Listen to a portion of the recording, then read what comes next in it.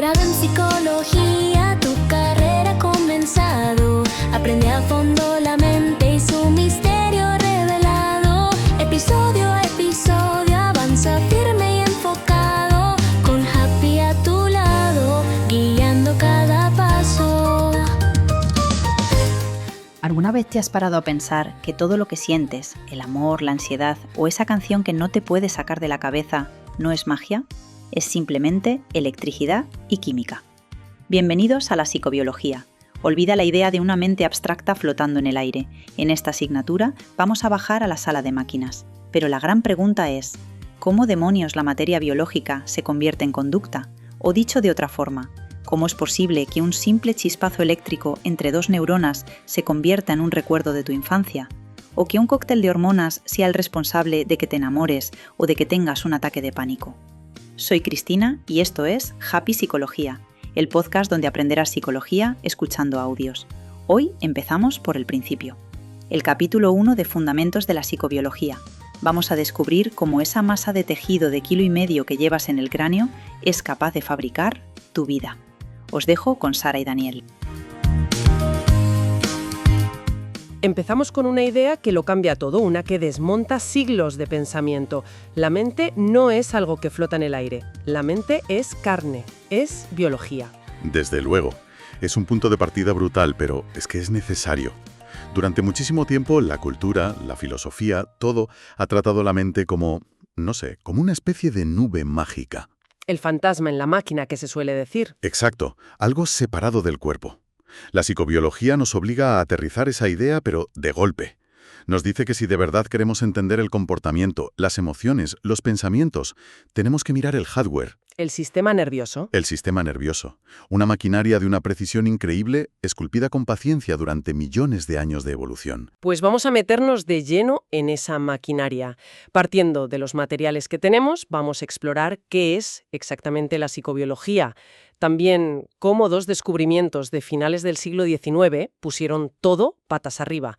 Y por qué esa idea tan seductora de que nacemos como una página en blanco es, en realidad, un mito que la ciencia ya ha superado.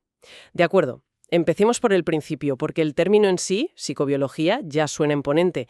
Si tuvieras que explicarlo de forma sencilla, ¿qué es exactamente lo que estudia? En esencia, estudia el comportamiento humano como lo que es, una propiedad biológica más. Para la psicobiología, nuestra naturaleza humana deja de ser un concepto filosófico o poético para convertirse en una consecuencia directa de dos factores clave. ¿Cuáles serían? Por un lado, la filogenia, que es la historia evolutiva de nuestra especie, nuestro legado genético. Y por otro, la actividad de nuestro sistema nervioso en interacción con el ambiente. O sea, trata de responder a las preguntas de siempre, ¿no? ¿Por qué amamos? ¿Por qué tenemos miedo? Esas mismas. ¿Por qué recordamos? Pero buscando las respuestas en el cerebro y en los genes. En los materiales que manejamos se hace una comparación muy potente. Dicen que este cambio de perspectiva es como la revolución de Copérnico, cuando de repente descubrimos que la Tierra no era el centro del universo. ¿No es un poco exagerado? Yo creo que no, que es una comparación muy acertada. Piensa en lo que supuso Copérnico, un golpe de humildad cósmica. Dejamos de ser el centro para ser una pieza más en un engranaje inmenso. Claro. Pues la psicobiología hace algo parecido. Antes de ella, el comportamiento se explicaba desde la filosofía, el arte, la religión. Perspectivas muy valiosas, pero que a menudo chocaban entre sí. Los propios textos lo destacan, que ese cúmulo de visiones dificultaba mucho tener un conocimiento coherente. Claro, me imagino que era como intentar construir una casa con los planos de 10 arquitectos distintos, que no se hablan entre sí. El resultado sería un caos. Exactamente esa es la imagen. Un caos fascinante, pero un caos al fin y al cabo. Lo que propone la psicobiología es un marco único y común para todos, el método científico. Sitúa al ser humano dentro del contexto que marcan las leyes naturales, igual que Copérnico situó a la Tierra en su lugar real en el cosmos. O sea, dejamos de ser una excepción. Dejamos de ser una excepción sobrenatural. Somos una parte fascinante y compleja de la naturaleza, y por tanto podemos estudiarnos con las mismas herramientas con las que estudiamos las galaxias o las células. Ese cambio de marco que mencionas, esa revolución copernicana en la forma de entendernos, no surgió de la nada, ¿verdad? Los documentos apuntan a un momento muy concreto, a finales del siglo XIX, donde dos figuras básicamente prendieron la mecha de todo esto. Absolutamente. Fue una tormenta perfecta que se gestó en dos frentes. El primer terremoto, el que sentó las bases conceptuales, fue Charles Darwin. En 1859, con El origen de las especies, estableció un principio que lo cambiaría todo. Y es que el comportamiento no es una cosa etérea, es una característica biológica más, y como tal, está sujeta a la selección natural. Un momento, para que quede claro. Eso significa que nuestra forma de actuar, de sentir o pensar no es un capricho, sino que tiene una función adaptativa, que de alguna manera ha sido útil para la supervivencia y por eso ha llegado hasta nosotros. Justo eso.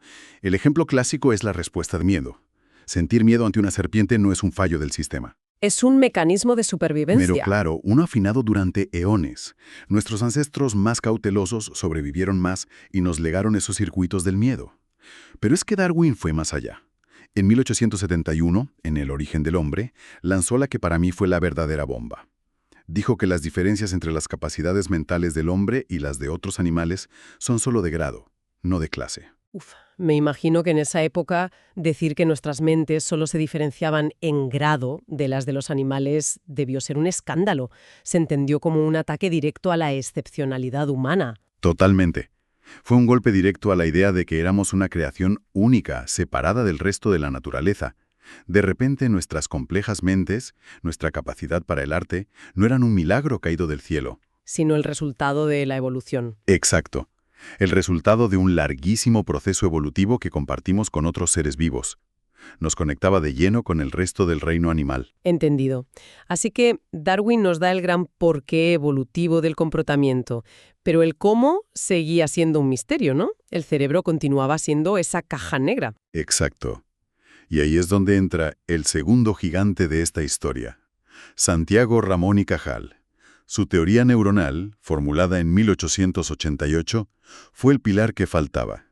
Antes de él, la idea dominante era que el cerebro era una especie de maraña de fibras sin orden, una red continua, como un ovillo de lana. Espera un momento. Antes de Cajal, la idea era que el cerebro era una especie de sopa de cables. Me cuesta incluso imaginar cómo intentaban estudiarlo si no tenían el concepto de neurona. Es que apenas podían. Lo veían al microscopio y solo distinguían una red caótica. Cajal, con una tenacidad y una técnica de tinción que él mismo perfeccionó, demostró algo que hoy nos parece obvio, pero que entonces fue revolucionario. ¿El qué, exactamente? Que el sistema nervioso no es una red continua, está formado por células individuales, las neuronas. Son las unidades básicas. Se tocan, se comunican, pero no se fusionan. Y hay que imaginárselo, con técnicas que hoy nos parecerían arcaicas, dibujando a mano con una precisión asombrosa lo que veía. Esos dibujos son obras maestras. Y no se quedó solo en decir que eran células separadas, ¿verdad? Su aportación fue más allá. Mucho más allá. Formuló la ley de la polarización dinámica. Dicho de forma sencilla, descubrió que la información en el cerebro no fluye al azar, sino que viaja en una dirección concreta y predecible. De las dendritas al axón. Eso es. Desde las dendritas de una neurona, pasando por su cuerpo celular, hasta el axón, para comunicarse con la siguiente. Vaya, eso lo cambia todo. Es como descubrir que las calles de una ciudad no son un caos, sino que la mayoría son de sentido único. De repente, puedes empezar a trazar mapas. Es la analogía perfecta. Cajal nos dio el primer mapa de carreteras del pensamiento. De repente el cerebro dejaba de ser una caja negra mística para convertirse en un órgano estructurado, con vías, con circuitos que se podían estudiar. ¿Y si juntas las dos piezas? Tienes la base de la psicobiología moderna. Darwin nos dice que la evolución moldea un órgano, el cerebro, para producir comportamientos. Y Cajal nos da el manual de instrucciones de ese órgano, nos muestra sus componentes y cómo se comunican. Con esas bases biológicas tan sólidas, uno pensaría que el camino estaba despejado, pero los documentos señalan que la psicología del siglo XX tomó un desvío bastante radical con el conductismo. Así es. En 1913, John B. Watson funda el conductismo, y lo hace con una intención muy clara. Quería que la psicología fuera una ciencia tan objetiva y rigurosa como la física. Y para eso se centró solo en lo observable. Exacto. Solo se podía estudiar lo que se podía medir directamente. Es decir, el estímulo que recibe un organismo y la respuesta que emite. El famoso paradigma ER. ¿Y qué pasaba con todo lo que ocurre en medio? Los pensamientos, las emociones. el propio cerebro. Para Watson y los conductistas radicales, todo eso era irrelevante para la ciencia. Lo consideraban una caja negra inaccesible y, por tanto, fuera del estudio científico. Su foco estaba puesto exclusivamente en el ambiente como moldeador de la conducta. Y esto llevó directamente a la famosa idea de la tabula rasa. O el papel en blanco, ¿sí? La idea de que nacemos sin nada prescrito. Y es la experiencia la que nos escribe por completo. Los materiales citan esa frase tan famosa y atrevida de Watson. Sí, esa que dice: «Dadme una docena de niños sanos y garantizo que tomaré a cualquiera de ellos al azar y le educaré para que llegue a ser cualquier tipo de especialista que yo decida». Entiendo el punto, pero esa frase tiene un poder de seducción innegable. Apela a la idea de que somos infinitamente moldeables, ¿no? De que el potencial es ilimitado si el ambiente es el correcto. ¿Qué es lo que se le escapaba? ¿Qué pieza del puzzle ignoraba por completo el conductismo? Ignoraba todo lo que acabamos de hablar. A Darwin y a Cajal. La psicobiología no niega la importancia del ambiente, sería absurdo, pero retoma el modelo conductista y lo completa. Introduce una O de organismo entre el estímulo y la respuesta. El paradigma pasa a ser E-O-R. Estímulo, organismo, respuesta. Y esa O es la pieza clave que Watson ignoró. Porque ese organismo, nuestro sistema nervioso, no es un papel en blanco. Entonces, si nuestra O de organismo es tan diferente, esto explica por qué dos personas pueden vivir la misma experiencia. No sé, un despido, por ejemplo, y una lo ve como un fracaso devastador y la otra como una oportunidad. El estímulo, la E, es el mismo.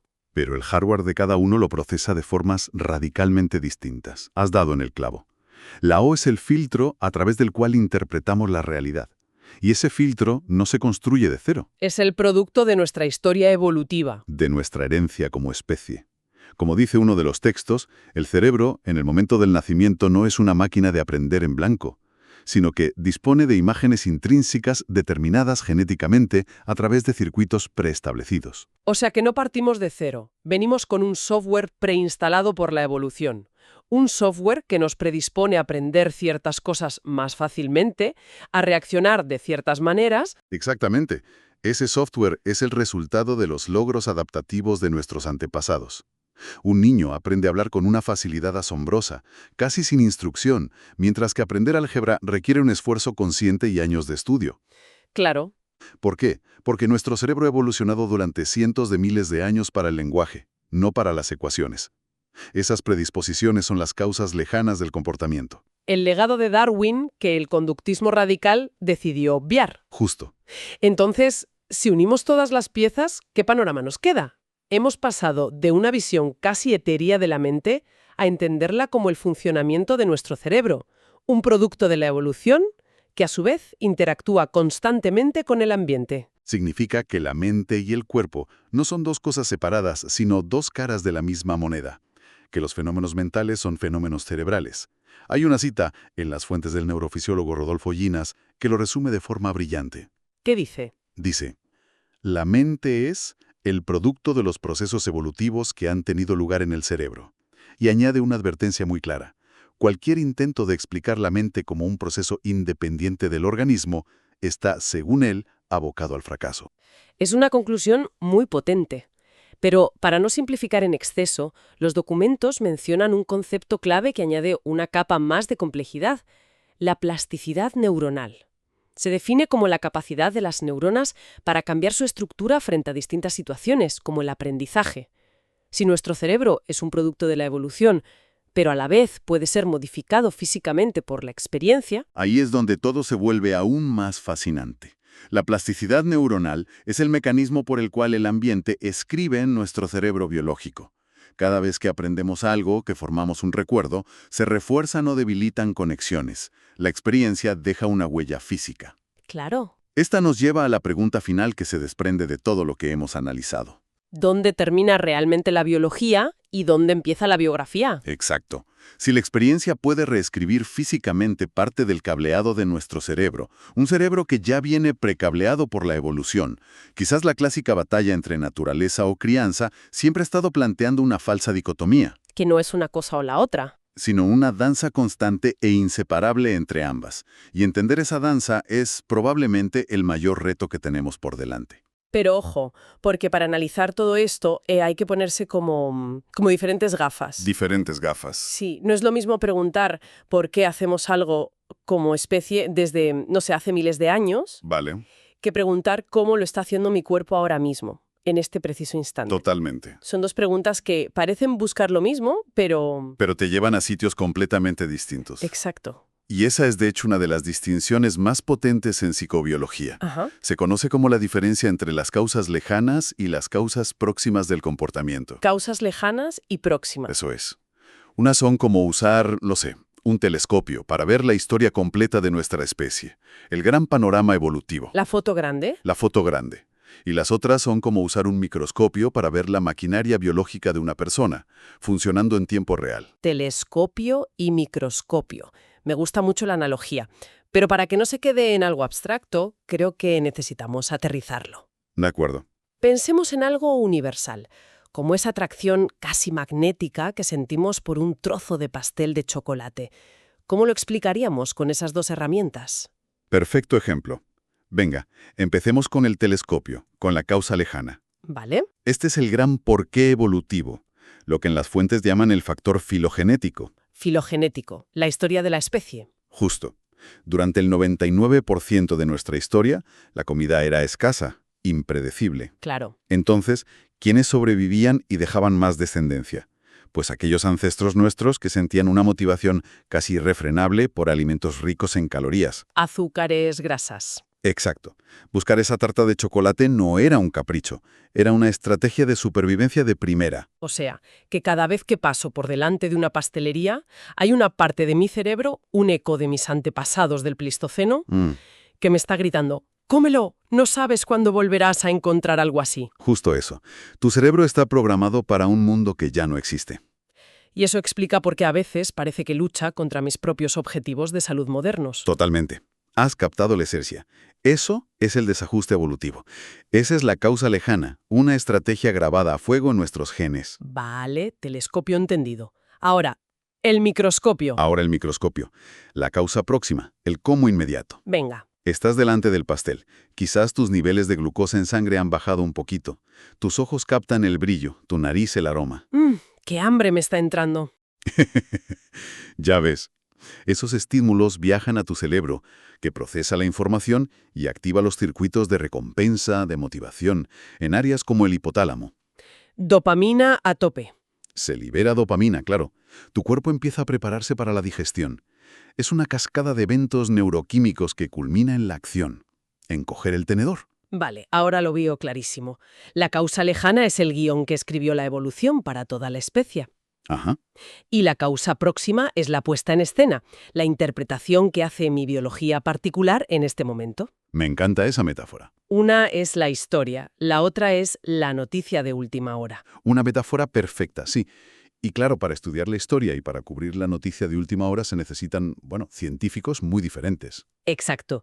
Me imagino que hay toda una serie de disciplinas especializadas en cada una de estas gafas, ¿no? Por supuesto. Si quisiéramos estudiar ese guión antiguo, el de la especie, ¿qué campos tendríamos que mirar? ¿Quiénes son los arqueólogos del comportamiento? Buena pregunta. Los principales arqueólogos se agrupan en disciplinas con una perspectiva evolutiva. La más directa es la psicología evolucionista. Vale. Se pregunta por la función adaptativa de nuestros rasgos. ¿Por qué sentimos celos? ¿Por qué formamos amistades? Siempre buscan el para qué sirvió esa conducta en el pasado. Entiendo. Luego está la etología, que a mí me parece fascinante. Se dedica a observar el comportamiento animal, y el humano también, en su entorno natural. Sin intervenir. Sin intervenir, para entender su significado biológico.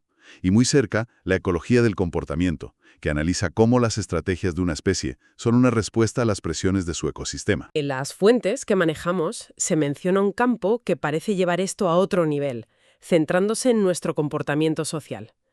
La sociobiología. Sí. El nombre me suena. Y me da la impresión de que ha sido un campo un poco polémico, ¿no?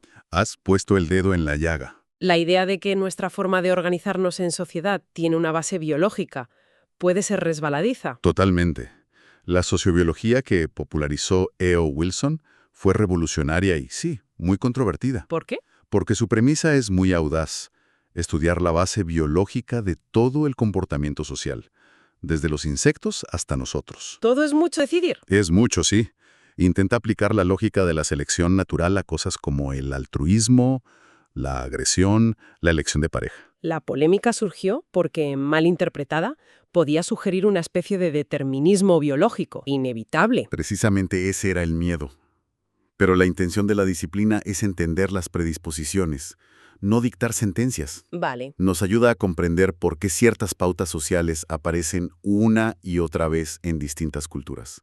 Es la máxima expresión del enfoque de las causas lejanas. Entiendo el panorama general, la historia de la especie, el por qué, pero todavía me falta la pieza clave, el momento exacto en que mi mano se mueve hacia el pastel. El aquí y ahora. Eso es. ¿Qué está pasando ahí dentro, en mi sistema nervioso? ¿Quién estudia esa maquinaria? Para eso necesitamos a los mecánicos e ingenieros de la conducta. Me gusta.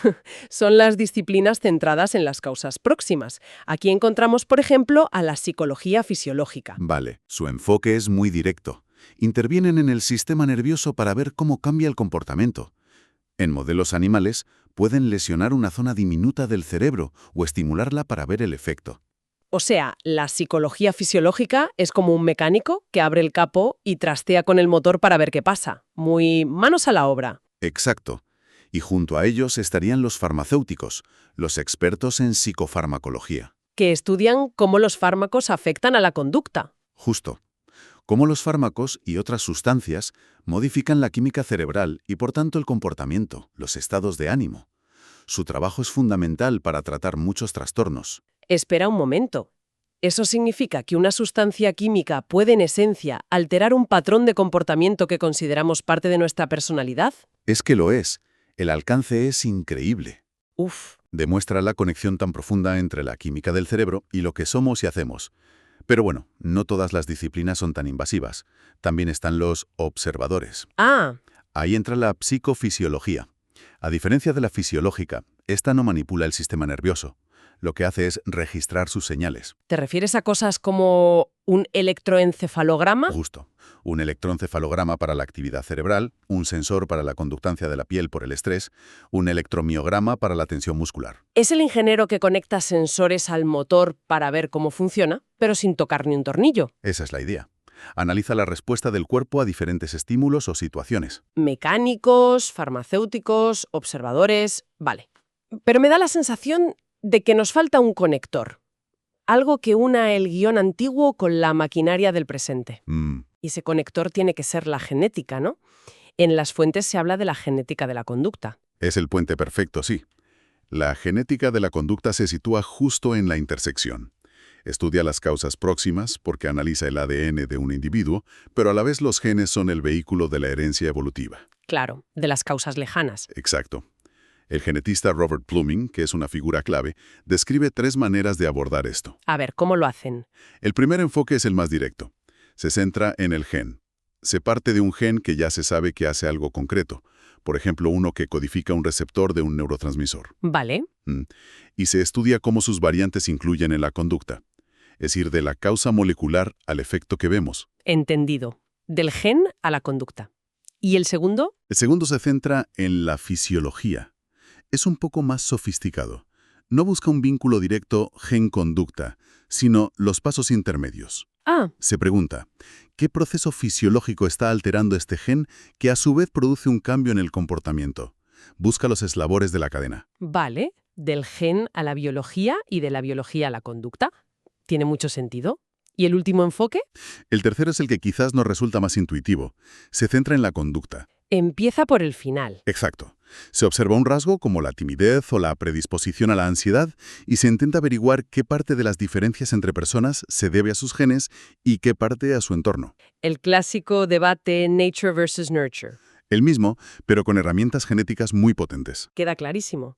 Entonces, la gran lección aquí es que la psicobiología no elige un bando. No dice todo está en los genes ni todo es la neuroquímica. Para nada. Su poder está en integrar todas estas miradas. Esa es la clave. Considera la conducta como parte de un complejo adaptativo. Un complejo adaptativo. Sí, que es el producto de la interacción de dos factores. Por un lado, el factor filogenético, la historia de la especie, las causas lejanas, Que explica por qué, como humanos, nos gusta el dulce. por ejemplo.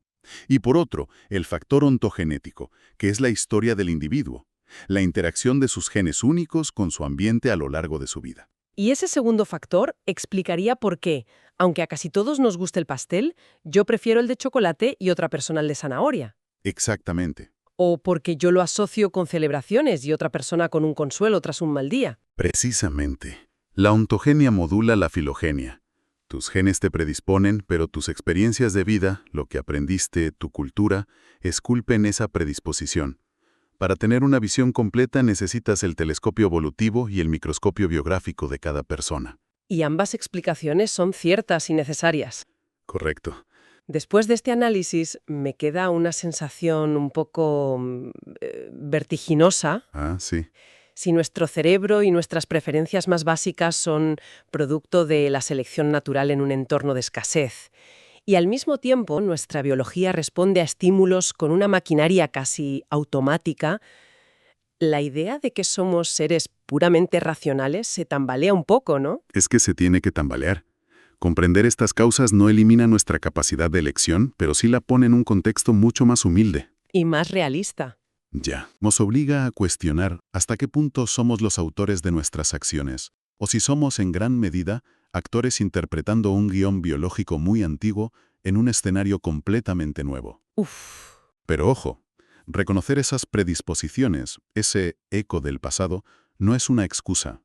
Es la herramienta más poderosa que tenemos para poder gestionarlas conscientemente. Entonces, quizá el libre albedrío no consiste tanto en escribir nuestro propio guión desde cero, sino en ser conscientes del guión que hemos heredado para poder improvisar sobre él, para decidir qué escenas queremos interpretar y cuáles preferimos reescribir en el momento. Me parece una conclusión brillante y nos deja con una pregunta para reflexionar. A ver, Si somos conscientes de que nuestro cerebro ancestral ansía azúcar, sal y grasa en un mundo moderno que nos los ofrece sin límite, ¿dónde trazamos la línea entre escuchar a nuestra biología y ser sus esclavos? La respuesta a esa pregunta puede definir gran parte de nuestro bienestar futuro. Y claro, ese cambio de paradigma es fundamental. Pasamos de ver el comportamiento como una simple reacción, el famoso modelo estímulo-respuesta del conductismo, a algo mucho más complejo. exacto. La psicobiología adopta el modelo estímulo-organismo-respuesta, el EOR, y la clave, lo que lo cambia todo, es esa odio-organismo.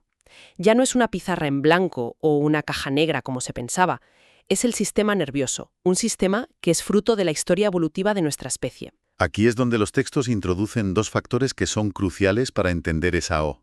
Por un lado, el factor filogenético. Que se refiere a la historia de la especie, a nuestro acervo genético. Son las llamadas causas lejanas del comportamiento. Es el legado adaptativo de nuestros ancestros, lo que nos hace humanos. Por ejemplo, la capacidad para el lenguaje o que las abejas reaccionen a la luz ultravioleta son características de la especie, no del individuo. Es como el hardware, con él tenemos de fábrica, ¿no? El equipamiento estándar para un ser humano. Una analogía perfecta. Y siguiendo con ella, el segundo factor, el ontogenético, sería el software personalizado que cada individuo desarrolla. Recoge las circunstancias de la vida de esa persona desde su concepción.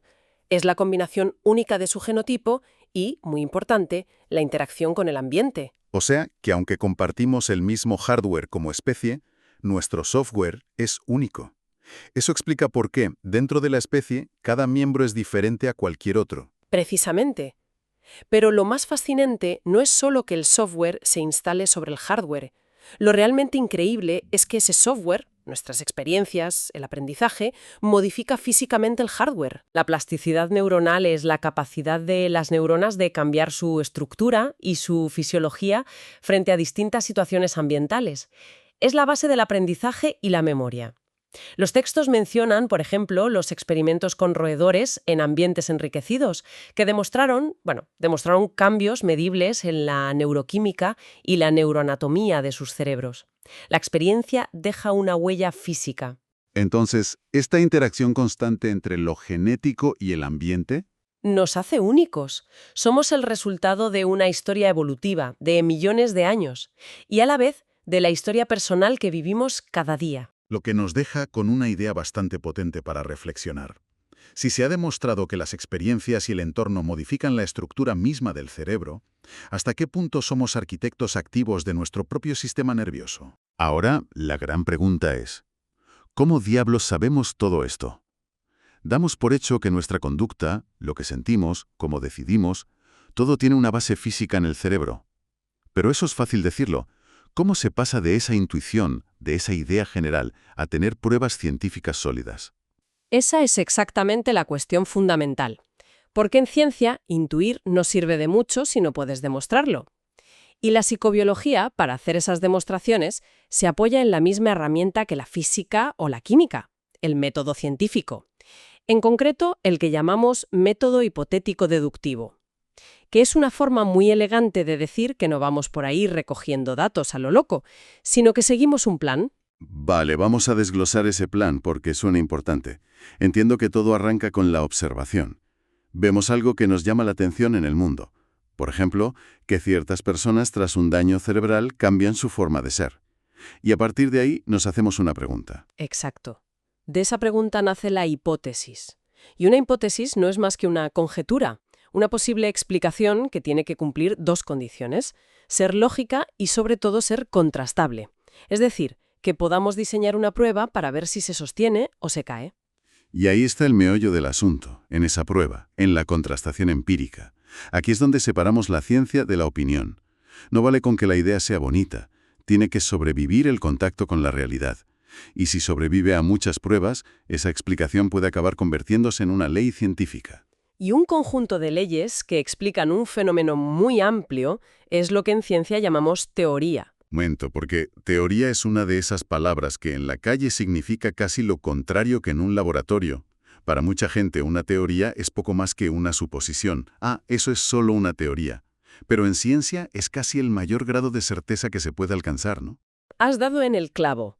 Una teoría científica, como la teoría de la evolución o la relatividad general, es un edificio conceptual inmenso, construido sobre miles de pruebas y observaciones que encajan. Pero, y esto es lo que la hace tan potente, nunca es un dogma. No es una verdad revelada e inmutable. Y aquí es donde entra en juego la idea del filósofo Karl Popper, el falsacionismo, que me parece una genialidad. Es que lo es. La idea de Popper es contraintuitiva pero brillante. Decía que para la ciencia es mucho más útil y riguroso intentar demostrar que una hipótesis es falsa que intentar confirmar que es verdadera una y otra vez. Su ejemplo clásico era el de los cisnes. Por muchos miles de cisnes blancos que veas, nunca podrás afirmar con certeza absoluta que todos los cisnes son blancos, pero basta con encontrar un solo cisne negro para poder afirmar con total seguridad que no todos los cisnes son blancos. Una sola refutación tumba la hipótesis. Por eso las teorías científicas siempre son provisionales. Se aceptan como la mejor explicación que tenemos mientras aguanten todos los intentos de derribarlas. Entendido el método. Es como un control de calidad brutal para las ideas. Entonces, con ese método como base, ¿cómo lo aplica la psicobiología para estudiar algo tan complejo como la relación cerebro-conducta? No es como mezclar dos químicos en un tubo de ensayo. No, desde luego. Principalmente se usan dos grandes estrategias. Una es la observación, que se limita a registrar y buscar correlaciones, pero la más potente, la que de verdad permite establecer relaciones de causa y efecto, es la experimentación. Y dentro de la experimentación tenemos dos enfoques que son como el yin y el yang. Vale, exploremos ese yin y yang. ¿Cuál sería la primera cara de la moneda? La primera es la intervención conductual. Aquí la lógica es la siguiente. Vamos a manipular el ambiente o la experiencia de un sujeto y a observar si eso produce cambios medibles en su sistema nervioso. La conducta, o el entorno que la provoca, es nuestra variable independiente, lo que nosotros cambiamos. Y el cerebro es la variable dependiente, donde medimos el resultado. O sea que, si lo entiendo bien, la idea es, si te hago vivir esto, ¿qué le pasa a tu cerebro? Suena que necesitamos un buen ejemplo para visualizarlo. El ejemplo canónico es el que se inspiró en la teoría de Donald Hebb, de 1949. Hebb propuso una idea revolucionaria para su época, que la experiencia y el aprendizaje no eran algo etéreo, sino que dejaban una huella física en el cerebro, fortaleciendo las conexiones entre las neuronas que se activaban a la vez. La famosa frase, neuronas que se disparan juntas permanecen conectadas. Una idea fantástica, pero había que demostrarla. ¿Cómo se hace eso? Pues aquí entra en escena el psicólogo Mark Rosenzweig, con una serie de experimentos maravillosos en los años 60. Lo que hizo fue muy ingenioso. Cogió camadas de roedores y las dividió en dos grupos que vivirían en condiciones radicalmente opuestas. Un grupo iba a un ambiente enriquecido. ¿Qué es un ambiente enriquecido para una rata? Me imagino un resort de lujo. Pues casi. Eran jaulas muy grandes, con muchos otros compañeros para interactuar, con juguetes, túneles, ruedas para correr. Un entorno lleno de estímulos y oportunidades para aprender y explorar. El otro grupo, en cambio, iba a un ambiente empobrecido. Jaulas pequeñas, individuales, sin nada que hacer. La vida en una celda de aislamiento, vamos. La manipulación, la variable independiente, está clarísima. El tipo de vida que llevaban. Y los resultados, ¿qué midieron en sus cerebros? Midieron varias cosas y los resultados fueron espectaculares. Los animales que habían vivido en el ambiente enriquecido tenían cambios cerebrales físicos y químicos. Su corteza cerebral, la parte más externa y compleja del cerebro, era más pesada, más gruesa, y a nivel químico tenían mayor actividad de ciertas enzimas relacionadas con el aprendizaje, como la acetilcolinesterasa. Espera un momento, estás diciendo que su cerebro pesaba más, literalmente. No es una metáfora. Se creó más tejido cerebral solo por tener juguetes y amigos. Exactamente. No es una metáfora. La experiencia vital, algo en principio intangible, se había traducido en más materia gris, más conexiones sinápticas, un cerebro físicamente más robusto. Es la demostración perfecta de la plasticidad sináptica. La conducta y el entorno esculpen el cerebro. Impresionante. Un ejemplo más focalizado sería la famosa caja de Skinner, donde un animal aprende una tarea específica como pulsar una palanca para obtener comida. Ese aprendizaje concreto también refuerza circuitos neuronales específicos.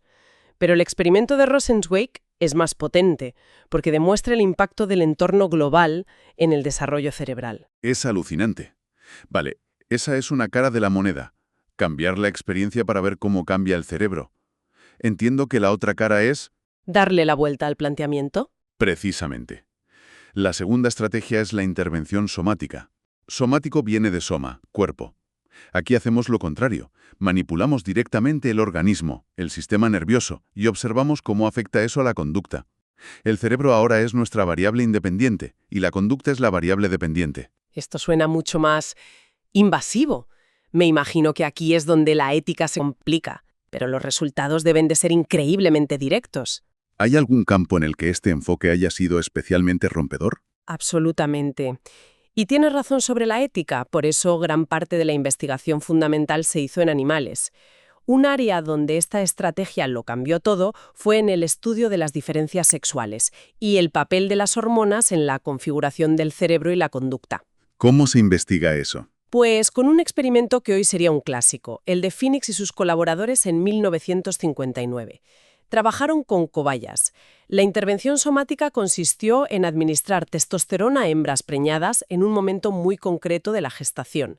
Esa inyección de hormonas era su variable independiente. ¿Y qué pasó con las crías hembra cuando nacieron y crecieron? ¿Cuál fue el efecto en su conducta? El efecto fue profundo. Cuando esas hembras, genéticamente hembras, llegaron a la edad adulta, su comportamiento sexual era el típico de un macho. Mostraban conductas de monta, algo que las hembras normalmente no hacen. Incluso su forma de jugar durante la infancia se había masculinizado. Vaya.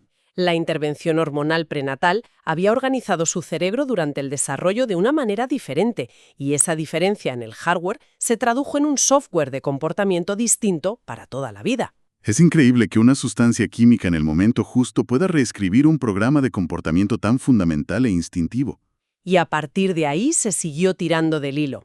Años después, se descubrió en ratas una estructura cerebral llamada núcleo sexodimórfico del área preóptica. Nombre complicado. Sí, el nombre es complicado, pero la idea es simple.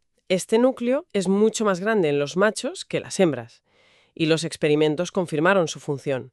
Si a una hembra recién nacida le administras testosterona, ese núcleo crece y de adulta mostrará comportamiento de monta. Y al revés, si a un macho recién nacido le impides producir testosterona, su núcleo no se desarrolla y de adulta mostrará lordosis, la postura receptiva típica de las hembras. Uf, La manipulación del sustrato biológico causa un cambio directo y predecible en la conducta. claro, todos estos experimentos con animales son fascinantes y nos dan las reglas básicas.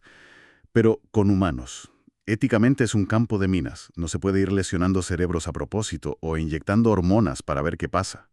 Supongo que aquí es donde la ciencia tiene que esperar a que la vida misma, a veces de forma trágica, le ofrezca un caso de estudio. Es exactamente eso. Y nos lleva a uno de los casos más famosos, dramáticos e importantes de toda la historia de la neurociencia. Aquí no hay experimento, sino lo que llamamos una aproximación correlacional, basada en un experimento natural.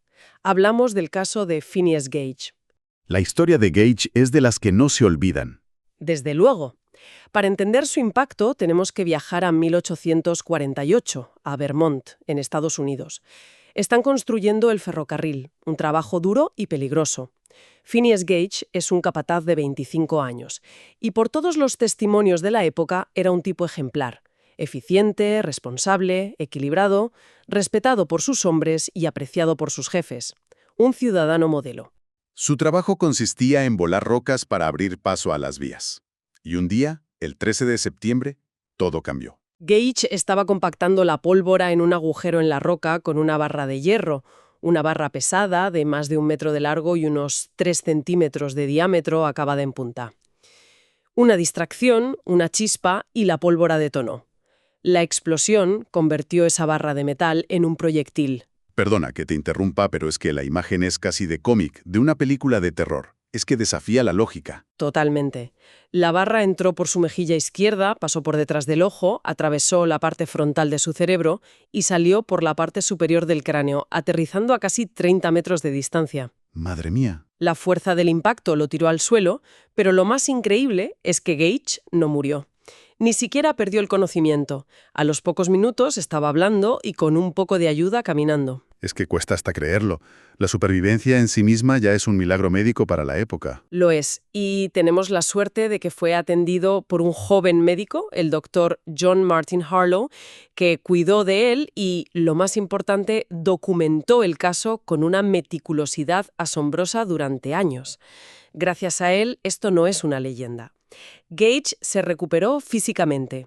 Perdió la visión del ojo izquierdo, pero por lo demás, sus capacidades motoras, su lenguaje, su memoria, todo parecía intacto. Pero el verdadero Phineas Gage había desaparecido. Ahí está la clave de la historia. El cambio no fue físico, sino de personalidad. Fue una transformación radical. El Dr. Harlow y los amigos de Gage lo describen de forma muy gráfica. El Gage equilibrado y respetuoso se había convertido en alguien impulsivo, irreverente, grosero y caprichoso. Era incapaz de mantener un plan, de respetar las normas sociales. Vaya cambio. Sus jefes dijeron que Gage ya no era Gage. Lo describían como un niño en sus manifestaciones intelectuales, pero con las pasiones animales de un hombre fuerte. Perdió su trabajo, vagó de un sitio a otro, su cuerpo había sobrevivido, pero su identidad social se había desintegrado. Y aunque no fue un experimento controlado, la lección científica fue monumental. Monumental. Por primera vez se tenía una prueba sólida, aunque trágica, de una correlación directa entre una lesión en una zona muy específica del cerebro. El lóbulo frontal. El lóbulo frontal exacto, y un cambio drástico en funciones que hasta entonces se consideraban del alma o del espíritu. La personalidad, la toma de decisiones, la conducta social, la moralidad. Gates demostró, con su cráneo atravesado, que nuestro carácter no es algo etéreo, tiene un sustrato físico, está anclado en el tejido de nuestros lóbulos frontales. Estas de Rosenzweig, las cobayas de Phoenix y al pobre Phineas Gage, la conclusión que emerge es abrumadora y bastante compleja. No somos una sola cosa. Para nada. Lo que estos estudios nos muestran es que para entendernos hay que mirar desde al menos 3 ángulos a la vez. El primero es, sin duda, la biología. Es nuestro sustrato físico, el hardware, son los lóbulos frontales de Gage. Si esa estructura se daña, nuestra personalidad se altera. Son las hormonas que configuran circuitos cerebrales. Es la base material de la que partimos. El segundo ángulo sería entonces nuestra historia como especie, ¿no? El legado evolutivo. Exacto, es la historia filogenética. Nuestro sistema nervioso no apareció ayer. Ha sido esculpido a lo largo de millones de años por la selección natural para resolver problemas de supervivencia y reproducción. Esos instintos, esas predisposiciones, esa arquitectura básica, todo eso es el legado de nuestros ancestros y lo llevamos grabado a fuego en nuestros circuitos. Y el tercer pilar, que es el que me parece más esperanzador, es el de nuestra propia vida, nuestra experiencia. Es el ambiente, nuestra historia personal u ontogenia. Son las ratas de Rosenweig, las experiencias que vivimos, la educación que recibimos, las relaciones que forjamos. Todo eso no se lo lleva el viento. Como vimos, modifica físicamente nuestro cerebro. Crea y fortalece conexiones, esculpe la biología que heredamos. Somos una interacción constante y dinámica de esos tres factores: biología, historia evolutiva y ambiente personal. Y esto nos coloca en un lugar fascinante. No somos una pizarra en blanco al nacer, como algunos pensaban, pero tampoco somos marionetas de nuestros genes o de nuestra biología. Somos una obra en perpetua construcción, un diálogo entre lo que traemos de serie y lo que la vida hace con nosotros. Y ese diálogo plantea una pregunta final, una pregunta importante con la que podemos cerrar. Si una lesión física como la de Gage, unas hormonas en una etapa crítica del desarrollo o un entorno concreto como el de las ratas de Rosenzweig pueden alterar tan profundamente quiénes somos, nuestra personalidad y nuestras decisiones, ¿hasta qué punto somos realmente dueños de nuestra mente? Y con esa pregunta devolvemos la conexión a Cristina. Uf, vaya viaje. Después de escuchar a Sara y Daniel, creo que nunca volveré a mirarme al espejo igual. Es fascinante y un poco aterrador pensar que cada pensamiento, cada recuerdo y cada emoción que sentimos no es más que un chispazo eléctrico ocurriendo ahora mismo dentro de nuestro cráneo. Pero esto me lleva a una duda que no me deja dormir, y aquí necesito vuestra ayuda. Si todo lo que somos es biología, si el amor es oxitocina y la tristeza es falta de serotonina, ¿somos realmente libres? ¿O somos simplemente marionetas de nuestra propia química? ¿Tú qué opinas? ¿Controlas a tu cerebro o tu cerebro te controla a ti? Quiero escucharos. Mandadme un audio de WhatsApp al número de la descripción o dejad un comentario. Vamos a crear un capítulo especial solo con vuestras voces y opiniones. Recordad suscribiros y descargar Happy para encontrar a vuestro psicólogo IA de bolsillo, filosofía budista con el Sutra del Día y meditaciones guiadas gratis. Y no os vayáis muy lejos, porque ahora que sabemos qué somos, nos falta saber por qué. En el próximo episodio vamos a hablar de la evolución. ¿Estamos diseñados biológicamente para ser felices o solo estamos diseñados para sobrevivir y reproducirnos? La respuesta os cambiará la vida. Grado en psicología, tu carrera ha comenzado. Aprende a fondo